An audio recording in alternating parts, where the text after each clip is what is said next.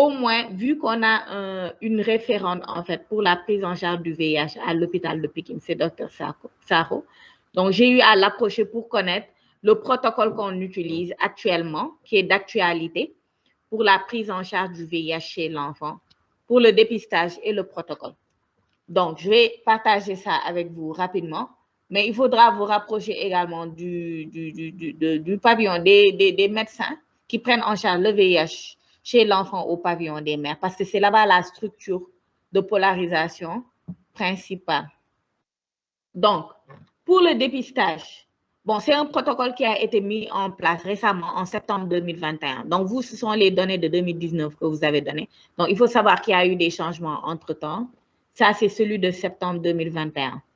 Donc, déjà, pour le dépistage, avant, on disait que pour faire la différence en nourrisson, enfant, c'était à 18 mois.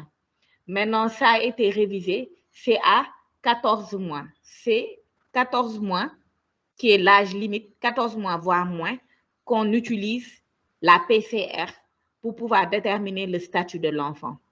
Maintenant, vous allez avoir deux situations. On le fait dès la naissance chez le nouveau-né ou on le fait à l'âge de 6 semaines de vie.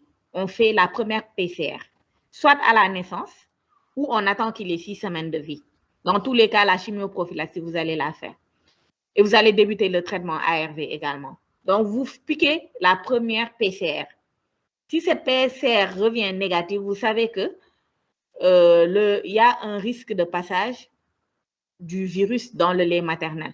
Donc, plus l'allaitement maternel est prolongé, plus le risque de transmission du VIH est augmenté. C'est pour ça qu'il y a une exception pour les nouveau-nés qui sont nés de mères séropositives. Le sevrage doit se faire à l'âge de 12 mois. Au plus tard, à 12 mois, le sevrage doit être fait. Donc, je vais reprendre. Pour la première situation, on fait la première PCR à la naissance ou à l'âge de 6 semaines de vie. Si cette première PCR revient négative, on attend 2 mois après le sevrage. Donc, dans tous les cas, le sevrage doit se faire à 12 mois. Donc, si on fait le sevrage à 12 mois, 2 mois après, c'est-à-dire à l'âge de 14 mois, on fait la sérologie. On fait la sérologie. Si la sérologie revient négative, on fait, ça confirme l'absence de contact, c'est-à-dire que l'enfant n'est pas VIH négatif, il n'est pas porteur du VIH.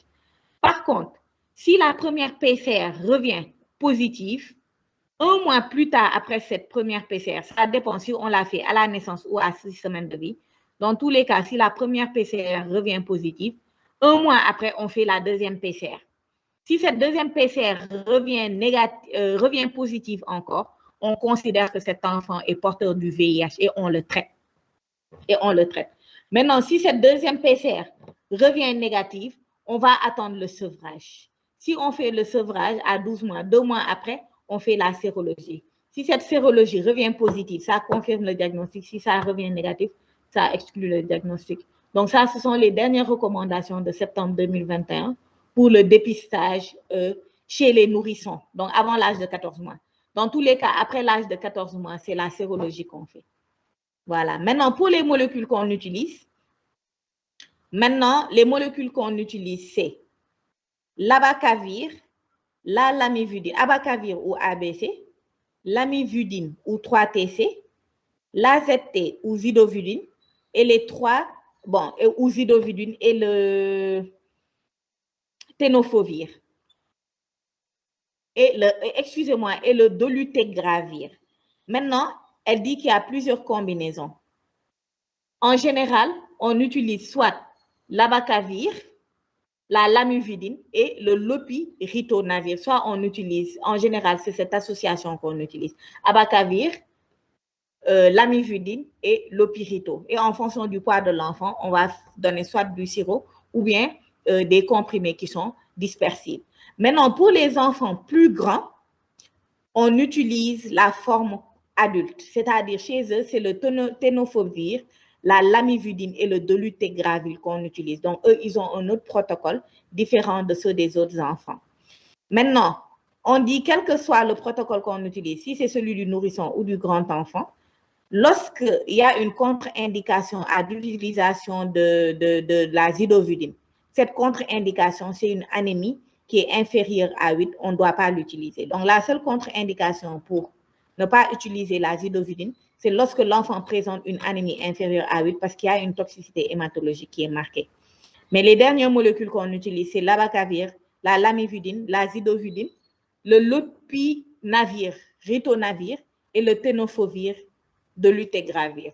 Donc, il faut vous approcher des gens du pavillon des mères pour avoir. Sinon, j'ai l'image.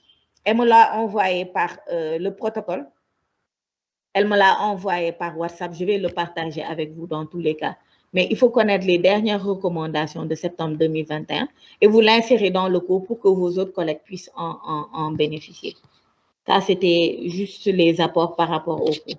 Sinon, pour le reste, type de description, comme on vous l'a dit, vous prenez le VIH chez l'enfant de 5 ans. Mais il ne faut pas mettre la forme lente parce que vous avez deux formes. Vous avez les progresseurs lents et les progresseurs rapides. Les progresseurs lents, eux, en général, c'est vers l'âge de 5-10 ans qu'ils vont avoir l'immunosuppression, c'est-à-dire une détérioration clinique et immunologique. C'est à l'âge de 5 à 10 ans. Et les études qu'on a eu à faire dans les pays à ressources limitées ont montré que 50 à 60% de ces enfants meurent au moment où le diagnostic va être fait, c'est-à-dire à l'âge de 5 ou 10 ans, pour les progresseurs lents.